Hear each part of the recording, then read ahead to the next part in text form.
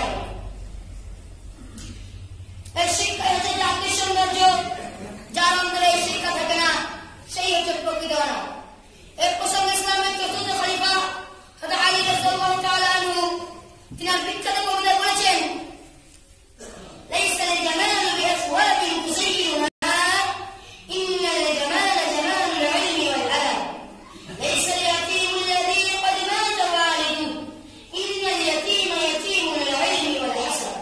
অর্থাৎ আসল সৌন্দর্য বস্ত্রে, আসল সৌন্দর্য হলো শিক্ষা এবং চরিত্রের সৌন্দর্য। এবং অনেক, অর্থাৎ ইয়াতীম সে নয় যার পিতা মারা গেছে, অনেক তো সেই যার অন্তরে কোনো শিক্ষা নেই। আমরা যতই দামি, যতই সুন্দর পোশাক পরি না কেন, আমরা যদি শিক্ষিত না হতে পারি তাহলে আমরা কোনদিনই সুন্দর হতে পারবো না। এই শিক্ষাই হচ্ছে মুমিনের প্রকৃত সম্পদ। এ প্রসঙ্গে হযরত আলী রাদিয়াল্লাহু তাআলা বলছেন, রাদিনা কিসমাতাল জাব্বারি ফিনা লানা ইলমুন ওয়াল জুহালি মাল ইন্নাল মাল ইয়াফনা আন করিব ওয়া ইন্নাল ইলমা বাকিন লা ইয়াজাল। অর্থাৎ আল্লাহ তাআলা আমাদের মধ্যে যে বন্টন করেছেন, সেই বন্টনে আমরা সন্তুষ্টি অর্জন করছি। আমাদের জন্য রয়েছে শিক্ষা। যারা জাহেল, যারা মূর্খ, যারা অজ্ঞ, তাদের জন্য রয়েছে ধন সম্পদ। কেননা এই ধন সম্পদ খুব তাড়াতাড়ি নষ্ট হয়ে যাবে, কিন্তু শিক্ষা কোনোদিনই নষ্ট হবে না। এই শিক্ষা চিরস্থায়ী। এর প্রসঙ্গে একটা উৎকৃষ্ট উদাহরণ দেওয়া যেতে পারে যে, ধরুন আজ আপনি কোনো কলেজে অধ্যাপনা করছেন, আপনার 5-6 তলা বাড়ি আছে, কিন্তু হয়তো কোনো অসুবিধাজনিত কারণে আপনাকে সেই কলেজ থেকে বিতাড়িত করা হলো এবং এক ভয়ানক ভূমিকম্পে আপনার সেই বাড়ি ধ্বংস হয়ে গেল। তখন যদি আপনার কাছে কোনো ধন সম্পদ না থাকে, তখন আপনি কি করবেন? তখন আপনার মাত্র একটাই কর্ম থাকবে, যে আপনার মধ্যে যে ইলম বা যে জ্ঞানটুকু ছিল, সেই ইলম বা সেই জ্ঞানের দ্বারা আপনি কোনো প্রাইমারি স্কুল অথবা টিউশন করে টাকা রোজগার করতে পারেন। এই উদাহরণ আমরা বুঝতে পারছি যে ধন সম্পদ ক্ষণস্থায়ী এবং শিক্ষা চিরস্থায়ী, এবং শিক্ষাই হচ্ছে টাকা রোজগারের মূল অস্ত্র। অর্থাৎ তাই বলা যায় যে শিক্ষা হচ্ছে মুমিনের প্রকৃত সম্পদ। এছাড়া বাংলায় একটি কথা রয়েছে, শিক্ষা জাতি মেরুদণ্ড। যে জাতির শিক্ষা নেই, সে জাতির মেরুদণ্ড নেই। সমাজে যেমন একটা মেরুদণ্ডী প্রাণী ও একটা অমেরুদণ্ডী প্রাণী কোনদিনই সমান হতে পারে না, তেমনি একজন শিক্ষিত লোক ও একজন অশিক্ষিত লোক কোনদিনই সমান হতে পারে না। এই প্রসঙ্গে বিখ্যাত মনীষী নেলসন ম্যান্ডেলা বলছেন যে, education is the most powerful weapon which we can use to change the world. অর্থাৎ শিক্ষা হচ্ছে পৃথিবীর সবথেকে শক্তিশালী অস্ত্র, যা আপনি পৃথিবীকে পরিবর্তন করতে ব্যবহার করতে পারেন। এখানে পৃথিবী পরিবর্তন করার অর্থ এমনটি নয় যে পৃথিবীতে সূর্য পূর্ব দিকে উদিত হয়ে পশ্চিম দিকে অস্ত যায়, নিচের সূর্য পশ্চিম দিকে উদিত হয়ে পূর্বে অস্ত যায়।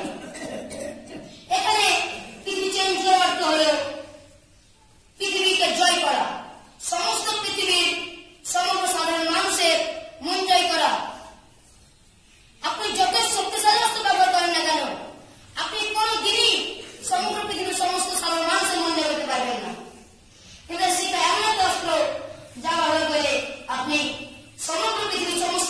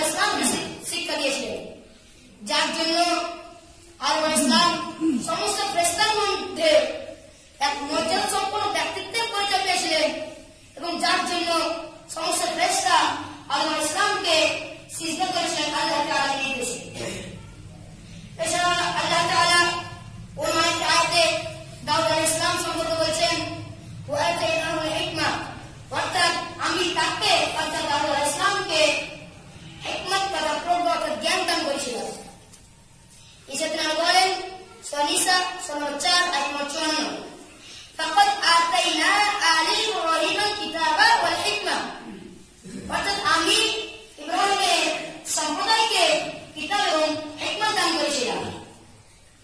আমরা এই গুটি কয়েক কোরআনের আয়াত থেকে বুঝতে পারছি যে শিক্ষা শুধুমাত্র মুহাম্মদ সাল্লাল্লাহু আলাইহি সাল্লামের কাল থেকে শুরু হয়নি। এই শিক্ষা এবং শিক্ষার গুরুত্ব পৃথিবীর শিশুরা চলে আসছে। ইতিহাস সাক্ষ্য দেয় যারা শিক্ষায় উন্নত হতে পেরেছে তারাই পেয়েছে পৃথিবীর রাজত্ব, তারাই পেয়েছে সম্মান, তারাই ভবিষ্যতে উত্তীর্ণ হতে পেরেছে। যেমন 1526 খ্রিস্টাব্দে মুঘল সম্রাট বাবর এবং সুলতানি সম্রাট একরাম লোদির মধ্যে প্রথম পানিপথের যুদ্ধ সংঘটিত হয়েছিল। শেষ যুদ্ধে বাবর জয়লাভ করেছিল, এটা আমাদের সবাই জানা। কিন্তু বাবরের যুদ্ধে জয়লাভের কারণ ভাই আমরা অনেকে জানি না। সেই যুদ্ধে বাবরের ছিল উন্নত যুদ্ধ কৌশল, যা গেরিলা পদ্ধতি নামে পরিচিত। বাবর এই গেরিলা পদ্ধতিতে যুদ্ধ করতে পেরেছিল, যা সুলতানি সম্রাট ইকরাম লোদির চেয়ে উন্নত ছিল। তার জন্যই আল্লাহ তাআলা বাবরকে সেই যুদ্ধে জয়লাভ করেছিলেন। এছাড়া ভারতের মাটিতে যে ইংরেজরা প্রায় 190 বছর শাসন করে গিয়েছে, 1757 খ্রিস্টাব্দ থেকে প্রায় 1947 খ্রিস্টাব্দ, এর কারণ ছিল ইংরেজদের উন্নত শিক্ষা এবং প্রযুক্তিবিদ্যা। তাদের শিক্ষা এবং প্রযুক্তিবিদ্যা আমাদের যে অর্থাৎ ভারতীয় থেকে উন্নত ছিল বলেই তারা এই দেশে এত বছর শাসন করতে পেরেছিল। আজ আমেরিকা যে এত বড় একটা শক্তিশালী রাষ্ট্র, এর কারণ হলো আমেরিকার উন্নত শিক্ষা ও প্রযুক্তিবিদ্যা। তারা আজ তাদের উন্নত শিক্ষা এবং প্রযুক্তিবিদ্যার সাহায্যে বিভিন্ন উন্নত শক্তিশালী অস্ত্র তৈরি করতে পারছে, যার জন্য তারা পৃথিবীর এত বড় একটা শক্তিশালী রাষ্ট্র পরিণত হয়েছে। আজ আমরা দেখতে পাচ্ছি যে প্রায় পুরো পৃথিবীটাই নিয়ন্ত্রণ করছে ইহুদিরা। কিন্তু আমরা কি কেউ জানি ইহুদিদের জনসংখ্যা কত? পৃথিবীর জনসংখ্যা মাত্র 0.06% জনসংখ্যা হচ্ছে ইহুদিদের। কিন্তু আমরা দেখতে পাচ্ছি যে এই ইহুদিরাই পুরো পৃথিবীটাকে নিয়ন্ত্রণ করছে। এর কারণ কি? এর কারণই হচ্ছে ইহুদিদের উন্নত শিক্ষা ও প্রযুক্তিবিদ্যা। আজ মুসলিম সমাজের অধঃপতন, আজ মুসলিমরা যে পৃথিবীর একেবারে নিচু স্তরে পৌঁছে গেছে। যে মুসলিম সমাজ একদিন পৃথিবীর সর্বশিখর আরোহণ করেছিল, তারাই আজ নেমে এসেছে পৃথিবীর একেবারে হীনতা। এর কারণ কি আমরা কেউ ভেবেছি? এর কারণ হলো তারা তখন কোরআন হাদিস চর্চা করত, তারা তখন শিক্ষা উন্নত ছিল।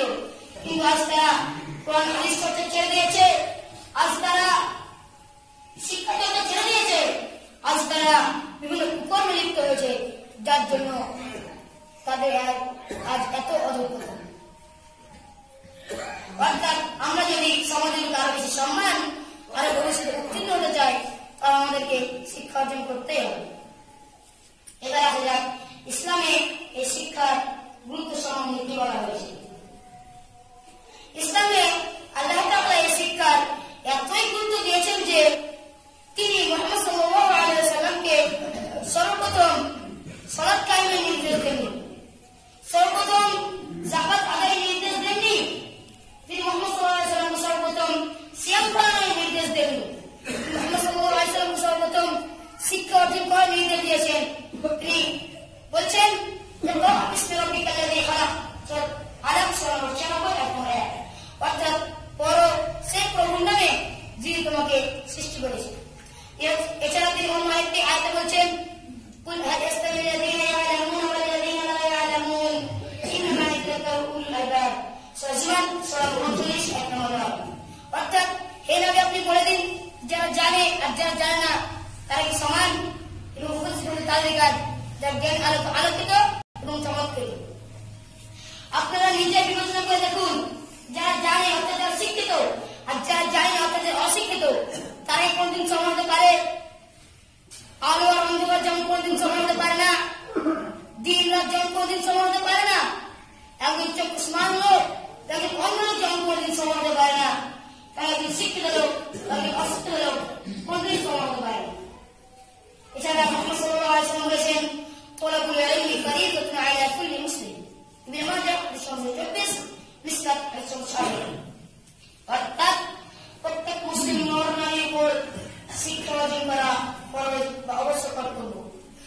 যেহেতু মুসলিম, আমরা শিক্ষা অর্জন করতেই হবে।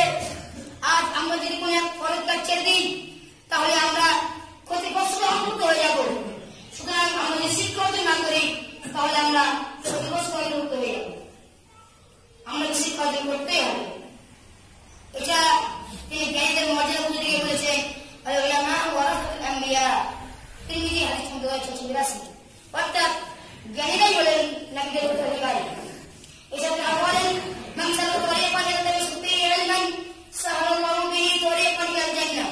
অর্থাৎ যে ব্যক্তি শিক্ষা অর্জনের জন্য বাইরে বের হয়, আল্লাহ তাআলা তার জন্য জান্নাতের পথ সুগম করে দেন, জান্নাতের পথ প্রশস্ত করে দেন। তিরমিজি হাদিস নম্বর 2646। এছাড়া তিনি আরো বলেন, মান খারাজা ফী তালাবিল ইলম ফাহুয়া ফী সাবিলিল্লাহি হাত্তা ইয়ারজিউ। তিরমিজি হাদিস নম্বর 647। অর্থাৎ যে ব্যক্তি শিক্ষা অর্জনের জন্য বাইরে বের হয় এবং যতক্ষণ পর্যন্ত সে বাইরে না বেরে ততক্ষণ পর্যন্ত সে আল্লাহর রাস্তায় থাকে।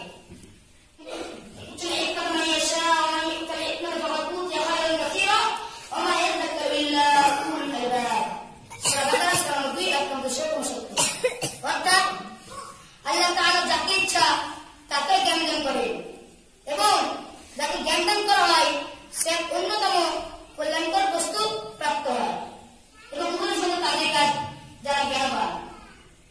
অর্থাৎ আমরা যদি শিক্ষা অর্জন করি তাহলে আমরা অন্যতম কল্যাণকর বস্তু প্রাপ্ত হব। অতএব শিক্ষা একটা অন্যতম কল্যাণকর বস্তু, আমরা শিক্ষা অর্জন উৎসাহিত হবে। এছাড়া আল্লাহ তাআলা অন্য আয়াতে বলেছেন, ইন্নামা ইয়াখশাল্লাহা মিন ইবাদিহিল উলামা, সূরা ফাতির সূরা 35-41। অর্থাৎ কেবলমাত্র জ্ঞানীরাই আল্লাহ তাআলাকে ভয় করে। আর আমরা জানি যে আল্লাহ তাআলাকে ভয় করে তারাই কিয়ামত দিবসে জান্নাত প্রাপ্ত হবে। এবার আমাদের অনেকেরই একটা মজার প্রশ্ন হতে পারে যে মহাত্মা গান্ধী তো লন্ডন থেকে ব্যারিস্টার পাস করে এসেছিলেন, নেতাজি সুভাষচন্দ্র বোস যিনি আইসিএস পরীক্ষায় তৃতীয় স্থান অধিকার করেছিলেন, তিনারা তো অনেক জ্ঞানী ছিলেন, তাহলে তিনারা কি আমাকে ভয় করতেন? তিনারা কি জান্নাত যাবেন না? তিনারা আল্লাহকে ভয় করতেন না? তিনারা জান্নাত যাবে না, কারণ এখানে পার্থিব শিক্ষার কথা বলা হয়নি, এখানে উলামা বলতে উলামা দুনিয়া বোঝানো হয়নি, এখানে উলামা বলতে উলামা দ্বীন বোঝানো হয়েছে। এই শিক্ষা বা ইলম প্রধানত দুই প্রকার, এক পার্থিব অর্থাৎ দুনিয়াবী শিক্ষা, দুই ইসলামী অর্থাৎ দ্বীনি শিক্ষা। ইসলামের দ্বীনি শিক্ষার প্রাধান্য বেশি দেওয়া হয়েছে, এর মানে এটি নয় যে ইসলামের কোন প্রকার শিক্ষার প্রাধান্য দেওয়া হয়নি। ইসলাম এমন একটা ধর্ম যাতে সমস্ত প্রকার শিক্ষার প্রাধান্য দেওয়া হয়েছে। যেমন ধরুন আপনি সায়েন্স করবেন, তখন যদি আপনি মনে করেন আমি সায়েন্স করে ভবিষ্যতে ইসলামের খেদমত করবো, তাহলে আপনি যতদিন সায়েন্স করবেন ততদিন আপনার জন্য নেকির বিপদ হয়ে যাবে ইনশাআল্লাহ। কারণ বুখারীর প্রথম হাদিস মুহাম্মদ সাল্লাল্লাহু আলাইহি ওয়াসাল্লাম বলেছেন, ইন্নামাল আ'মালু বিন্নিয়াত, অর্থাৎ প্রত্যেক আমল তার নিয়তের উপর নির্ভরশীল। এবার আমরা ইসলাম শিক্ষার গুরুত্ব দিই। নবী মুহাম্মদ সাল্লাল্লাহু আলাইহি ওয়াসাল্লাম বলেছেন, খায়রুকুম মান তাআল্লামাল কুরআন ওয়া 'আল্লামাহু। সহিহ বুখারী হাদিস নম্বর 527। অর্থাৎ তোমাদের মধ্যে সর্বপ্রথম ব্যক্তি হলো সেই যে নিজে কোরআন শিক্ষা করে অতঃপর অপরকে তা শেখায়। অর্থাৎ আমরা যতই পার্থিব শিক্ষা অর্জন করি না কেন, যতই পার্থিব শিক্ষা অর্জন অপরকে শেখাই না কেন, আমরা যদি নিজে কোরআন শিক্ষা অপরকে না শেখাই তা আমরা কোনদিন সর্বপ্রথম ব্যক্তি হতে পারবো না। এছাড়া তিনি একটা হাদিসে বলছেন, মান ইউরিদুল্লাহু বিহি খায়রান ইউফাক্কিহু ফিদ্দীন, মুত্তাফাকুন আলাইহি। অর্থাৎ আল্লাহ তাআলা যার দ্বারা কল্যাণ চাই তাকে কল্যাণ দিয়ে দান করেন। কিন্তু দুঃখের বিষয়, মানুষ আজ এই দ্বীনি ইলমকে ভিত্তি ইলম বলে আখ্যা দিচ্ছে, যে দ্বীনি ইলমকে ইসলাম বেশি প্রাধান্য দিয়েছে, সে দ্বীনি ইলমকে মানুষ আজ ভিত্তি ইলম বলছে। মানুষ আজ এই দ্বীনি ইলম গ্রহণ করতেই চাইছে না, বরঞ্চ যারা এই দ্বীনি ইলম গ্রহণ করছে তারাকে সমাজে আর কটুকতার দৃষ্টিতে দেখা হচ্ছে, যার ফলে সমাজে বেড়ে যাবে কুকর্ম। এছাড়া আমার হাদিসে নবী মুহাম্মদ সাল্লাল্লাহু আলাইহি ওয়াসাল্লাম বলেছেন, ইযা মাতা ইনসানু ইনকাতা আনহু কামালুহু ইল্লা মিন সালাসা, ইল্লা মিন সাদাকাতিন জারিয়া আও ইলমিন ইনতাফা বিহি আও ওয়ালাদিন সালিহ ইয়াদ'উ লাহু।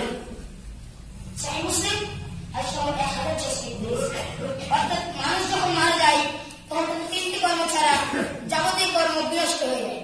সে তিনটি কর্ম কি?